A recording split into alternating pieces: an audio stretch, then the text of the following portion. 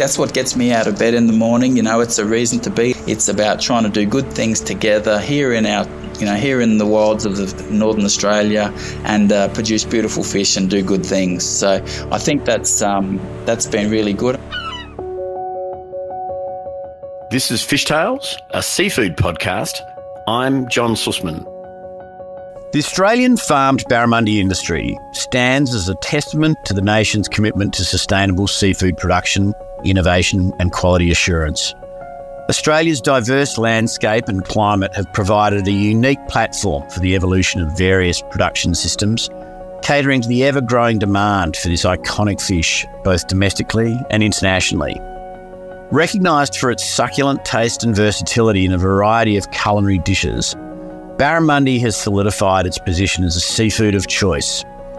But beyond the plate, the story of how this fish is farmed is equally fascinating. Each method balances environmental sustainability, fish health and production efficiency to cater to Australia's booming aquaculture industry.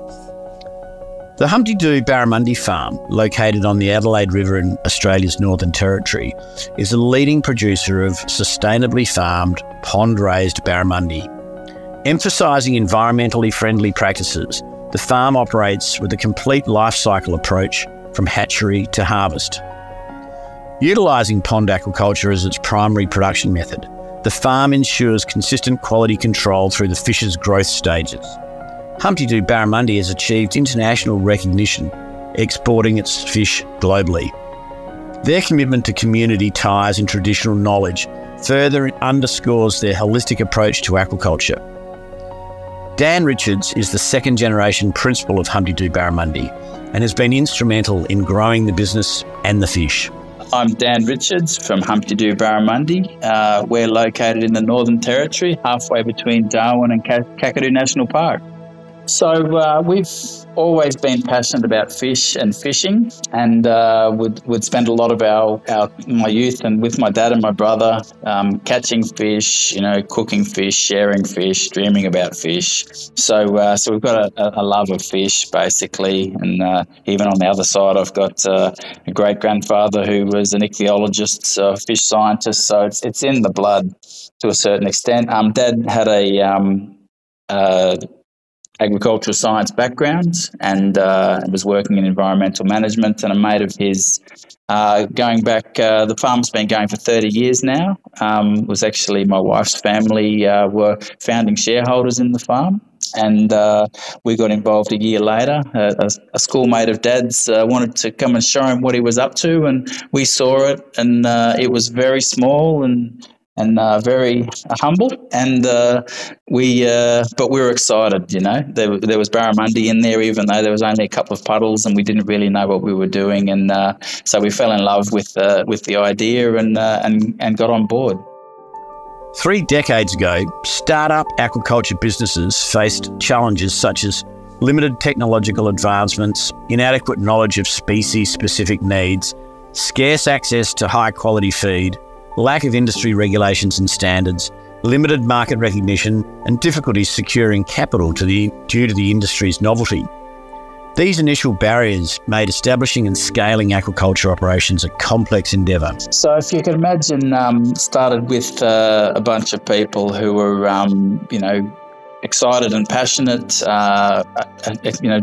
excited about the dream, but didn't really know how we were going to get there. So it's been a big evolution of learning right from the start. At the time, barramundi farming was really in its fledgling state. So, but Dad, having a background in ag science, could really see that there was an opportunity there. The margins looked pretty good at the time. There was no volume, but the potential to grow a beautiful Australian fish was something that there was, at the time there wasn't any whitefish farmed really. So it was a great opportunity for us to get involved. So right from the start, we started off, once we managed to learn how to keep barramundi alive for long enough to grow them to saleable size, we were supplying plate-sized fish into the back doors of restaurants around Darwin, and grew that business from like 6 kilos of fish a week, a tiny base, to about 100 kilos of fish a week.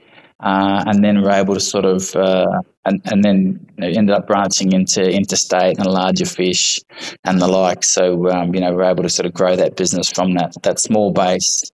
But what we learnt at that scale was, I used to gill gut and scale the fish in the backyard at home, and we'd drop them off the back doors of restaurants around Darwin. And we learnt about, the importance of, consistent, specifications and quality of the fish that the chefs need to be able to, plate up a great experience for consumers every day. And so then we really set about learning how we could best support those chefs with the best Australian product we could.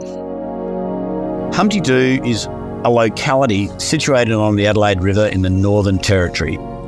Known for its tropical climate and rich wetlands, this region provides an optimal environment for aquaculture.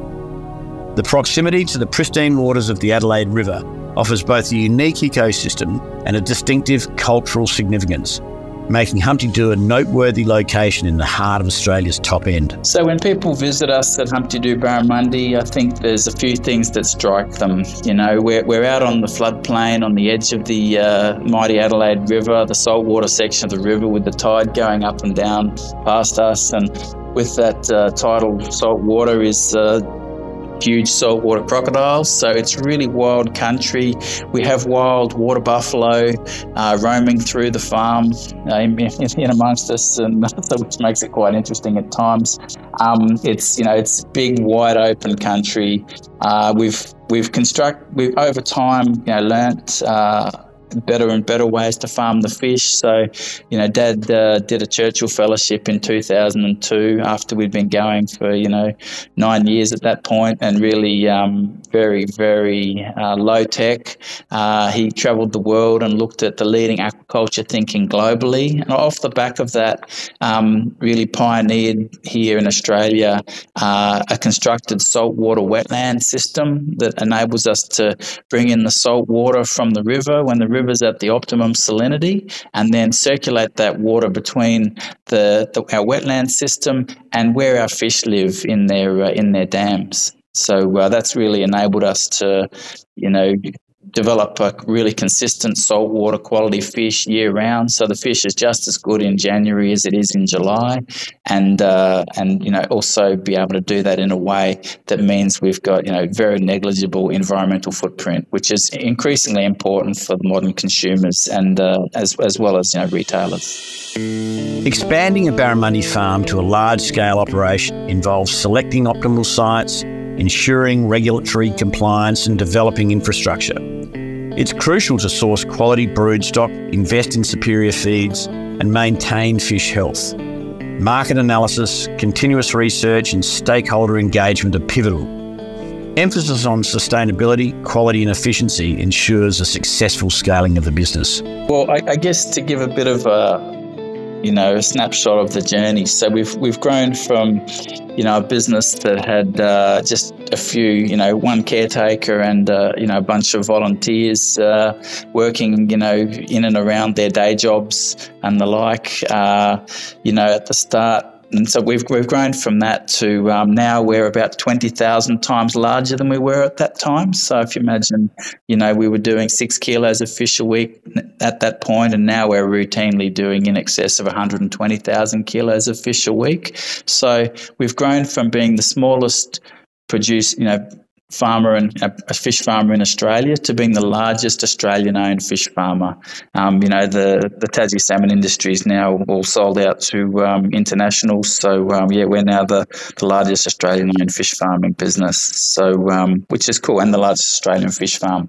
From that beginning stage, we had only a couple of little ponds. The road didn't quite reach, the power line didn't reach, we didn't have fresh water, so we had no facilities. So a lot of the beginning was just about trying to get the very basic facilities to support human life and fish life out there in a wild floodplain surrounded by crocodiles and mosquitoes and that sort of thing. So just giving, a safe and comfortable place to actually have a rest when you weren't working and the like.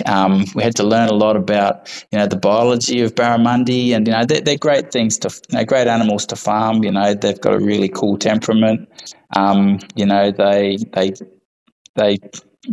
respond well to being handled, and we've learnt a lot about the best nutrition for them, giving them the best environmental conditions so that their happy, healthy fish can grow and thrive. We've really had to do that as we've gone. So then over time, the farm's expanded out on the same site. We've still got a lot of room to grow even now, but we've just been able to gradually, apply the lessons that we've learnt. So right from the start, Dad identified, the way for us to really survive and grow our business was to apply like a Maslow's hierarchy of needs to the business. So, which is about survive, learn, grow. So surviving is about keeping your people safe from crocodiles and electricity and this sort of thing, keeping your fish safe, and not running out of cash. And if you do those three things, then he identified right from the beginning, then you're still in business, and then you can really invest in learning. So we invest very heavily in learning.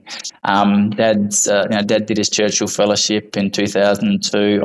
I had the privilege of repeating the exercise in 2016 with a Nuffield Farming Scholarship, which enabled me to spend 20 weeks travelling through 20 countries around the globe, looking at leading aquaculture thinking, and really that's helped us to build a roadmap for where our business can go over the next 10 years, and a lot of the tools to enable us to get there. And then we've been able to apply those lessons. And then once you've developed that knowledge through that learning process and trials and bringing in clever people from around the place and just trying things on a small scale, then we apply those lessons on a bigger scale, and that's how we grow. So that's really enabled us to grow the business over the last 3 decades. Barramundi's appeal in aquaculture lies in its rapid growth and adaptability to various water conditions, from freshwater to saltwater. Its resilience against common diseases, combined with an efficient feed conversion rate, ensures sustainable farming. The fish's white, flaky flesh is highly sought after in the culinary world. Furthermore, Barramundi's low waste production positions it as an environmentally considerate choice for aquaculture businesses. So Barramundi evolved in the wetlands of North Australia, and they also exist in Southeast Asia. But basically, so it's tropical, big river systems. The mouths of rivers in the wild. They'll travel up into billabongs and get trapped for the dry season, and then come back out again. They're hunters. They're ambush hunters. So they love nothing more than sitting in a big river when there's runoff water coming off the floodplain that's filled with smaller fish and tadpoles and the like, and that's as a sports fish, the time of year that everyone gets very excited, and people will come from around the world to come up here as a place to catch the mighty barramundi. So they're an animal which is very hardy. They naturally in the wild will eat a diversity of different animals. So in the wild, they'll eat a fish, they'll eat a bird, they'll eat a snake, they'll eat a frog. And so that means when you transpose that, using that evolutionary background, transpose that to the farming environment, they're able to digest a wide range of proteins as well to assimilate those into quality Australian barramundi products. So we're getting our feed through Australian-made feed manufacturers that make aquaculture feed, and they will include an element of fish meal and fish oil in that, because fish don't make omega-3s, algae make omega-3s, and they get accumulated up through the food chain to give fish those omega-3s. So you've got to make sure you add them to the diet. You can do that through fish oil or algal oil. But then because of the way that the barramundi have evolved, you can also incorporate in elements of waste products from human food manufacture, like what's left once the chicken nuggets are finished. Let's put some more of the chicken into that fish feed, which is really important from a sustainability point of view. Because when they're measuring sustainability in aquaculture, they often talk about fish in to fish out ratio, and with a species like bluefin tuna, they're what you call an obligate pescivore. That means they need to eat fish. So they might put, I don't know what it is these days. It might be 11 kilos of, sardines in to 1 kilo of tuna out. Whereas with barramundi, because they can incorporate in lupins and soy and other things and chicken into the diet, it'll end up more like for 1 kilo of fish going into that diet, we get about 2.5 kilos of barramundi out, which is a tremendous sustainability story. Just as in terrestrial animal farming, selective breeding programs in aquaculture are crucial for enhancing desired traits in farmed species. They boost productivity by promoting faster growth rates, disease resistance, and improved feed conversion. Additionally, these programs ensure a consistent and high-quality product for chefs and consumers. By optimising genetic potential, selective breeding not only increases the economic viability of aquaculture operations, but also contributes to sustainable and environmentally responsible farming practices. So we've got a genetics partnership we call it a breeding partnership with CSIRO, which is they're really helping us with the science to ensure that we're growing the best, most adapted animals for our environment. So that's I think is a really important thing. When I did my Nuffield farming scholarship, the sort of structure of my thesis was around genetics creates the potential. So that's the flesh quality and reliability of a barramundi or the sweetness of your mango or whatever it is. Management realises the potential. So that's that's the farming systems and the research and the marketing and all of that turns that intrinsic intrinsic quality of that animal into into something that makes a business. And then disease destroys the potential. So it doesn't too much matter how tasty your mangoes are. If they get mango COVID, you've got a problem. So that's kind of the way that we look at it. There's around ensuring that we're growing the best animals we can, making sure we're farming them as well as we can, and then protecting the Australian ecosystem and our farming animals from diseases, because there are a number of exotic diseases which do pose a threat to the Australian industry that do come in with imported fish. The eating quality of farmed barramundi directly influences consumer preference and market demand. Ensuring superior taste, texture and freshness guarantees repeat purchases and fosters brand loyalty. High eating quality also differentiates products in a competitive market, commanding premium prices. By prioritising the sensory appeal of barramundi, producers not only enhance consumer satisfaction, but also ensure the long-term profitability and reputation of their aquaculture operations. It's about providing them with all the things they need, in nature, basically. A high-quality diet that is good for their health. It's got plenty of vitamins and minerals in it, as well as the right balance of oils and proteins, and is highly digestible. So, make sure you're putting the right things in. We want to start with the best quality fingerlings we can. So we've got our own hatchery on a tropical island up here in the Northern Territory. So our staff there go to a tropical island for work every day, which is pretty cool. And then just making sure they've got great water quality and plenty of oxygen in that water. So we've got a fish health team who will keep an eye on and make sure that we've got healthy algae, not unhealthy algae and the like in our environment there to support those fish. So it's a bit like anything. When people talk about how do you make things better with your better at home, we say, well, sleep well, eat good food, just do a bit of exercise. It's kind of the same as that with growing a beautiful, healthy, tasty animal. Is make sure it's living a good life, and that gives it means it's going to be a great eating experience when people get to sit down at a fine restaurant or at home and enjoy it. Farming fish plays a vital role in the food supply chain because it offers a sustainable and efficient way to meet the growing global demand for protein. Aquaculture reduces the strain on some overexploited wild fish stocks, often has a lower carbon footprint compared to terrestrial farming, and can produce high yields in limited spaces. By providing a consistent and scalable source of nutritious seafood, fish farming is pivotal in addressing food security challenges into the future. What we've found consistently is that people really enjoy eating our fish, and sometimes people have got a preconceived idea about that's a farmed fish. So do you eat chicken? Oh, I eat chicken. Yeah. Okay, where do you think that comes from? Oh, it comes from a farm. Yeah. Do you eat T-bones? Oh, yes, I eat T-bones. Where do you think that comes from? Oh, that comes from do you eat carrots? Okay. But when it occurs to people that actually everything we eat is farmed, it doesn't seem like such a foreign idea for them to try farmed fish. Once they eat it, we find, the people fall in love with the consistency. It's a high quality, well-fed animal that's been cared for through its life, and it's got a really consistent eating quality and a high eating quality. And so if you're a chef, it makes it really easy, because the size of the portions you're going to get, the thickness, and how it's going to perform when you cook it every time. So we found that's really helped, from to introduce our product to a market that was initially fairly sceptical.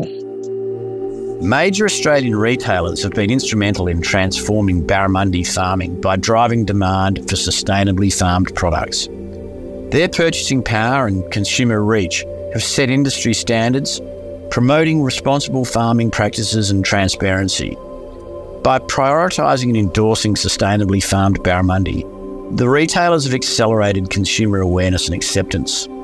Their partnerships with farmers and an emphasis on product quality have paved the way for innovations, ensuring barramundi farming meets both market and environmental demands. We've got the exclusive national contract to supply Woolworths, all around the country, which is a great partnership and one we're really proud of, and they've been great supporters of us. But we found that before we got involved, they had imported barramundi, or they were buying a bit of fish from here and there, potentially not necessarily a saltwater fish, and there wasn't the product consistency to enable that, to make sure that people were having a great eating experience all of the time.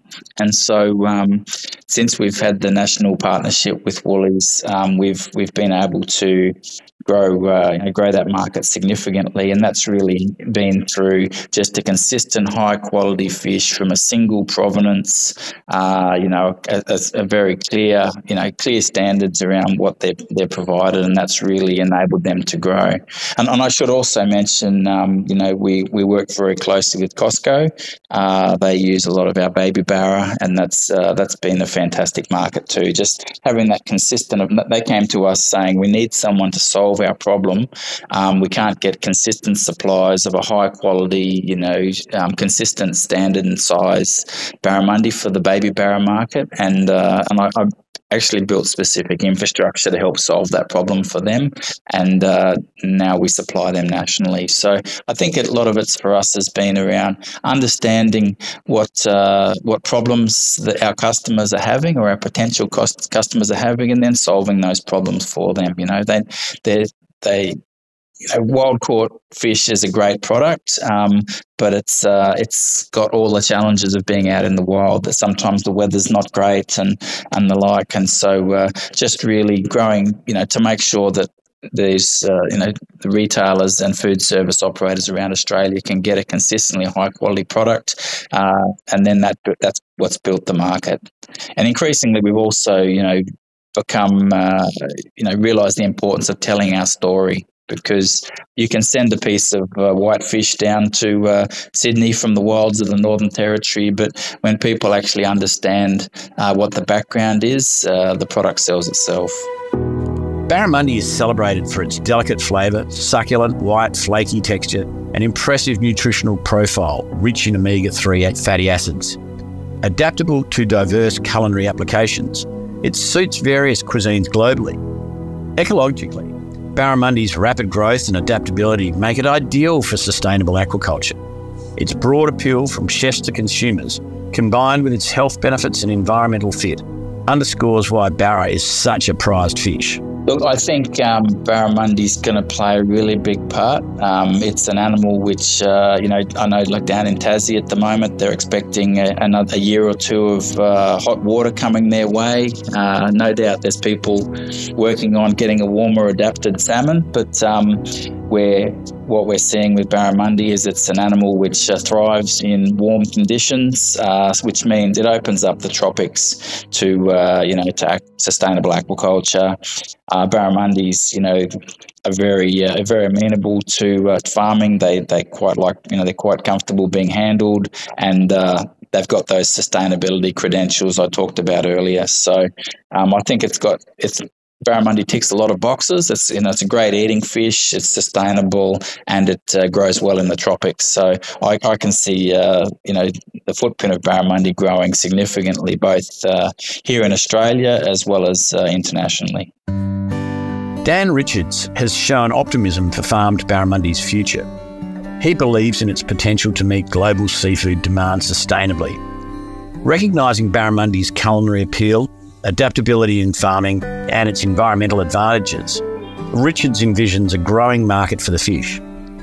His enthusiasm underscores the belief that farmed barramundi play an integral role in the future seafood consumption and sustainable aquaculture in Australia.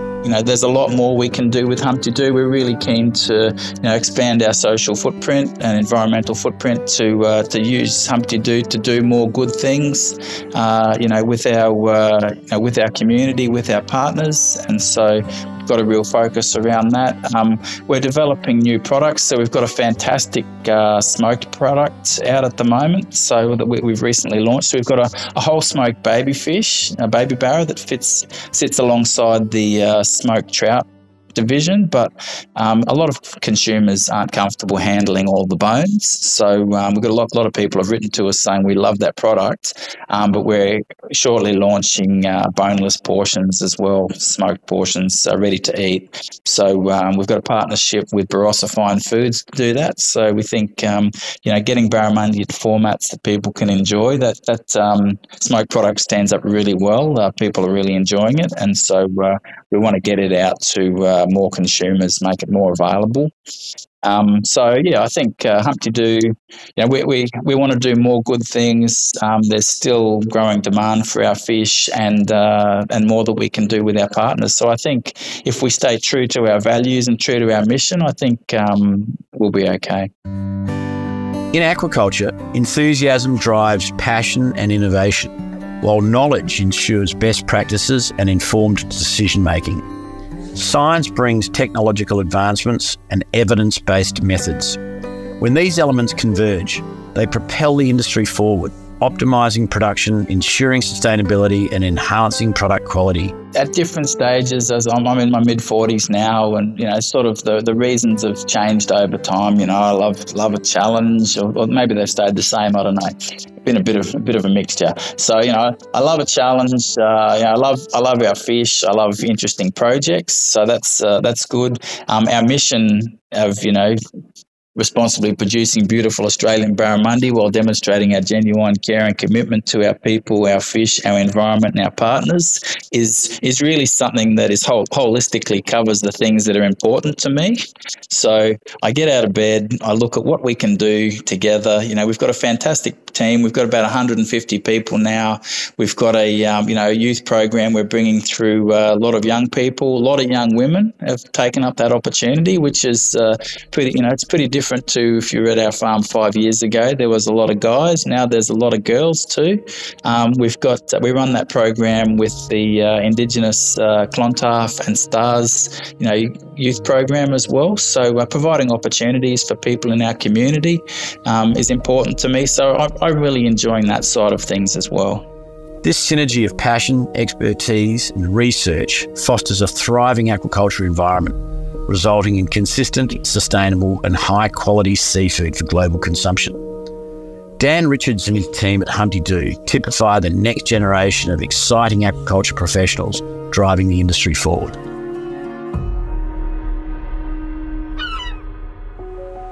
This is Fishtales, a seafood podcast. A Deep in the Weeds production. I'm John Susman. Follow us on Instagram at Fishtales Seafood Podcast, or email us at fishtalespodcast@deepintheweeds.com.au. Stay tuned for more tales from beneath the surface of the seafood world every Friday on your podcast app.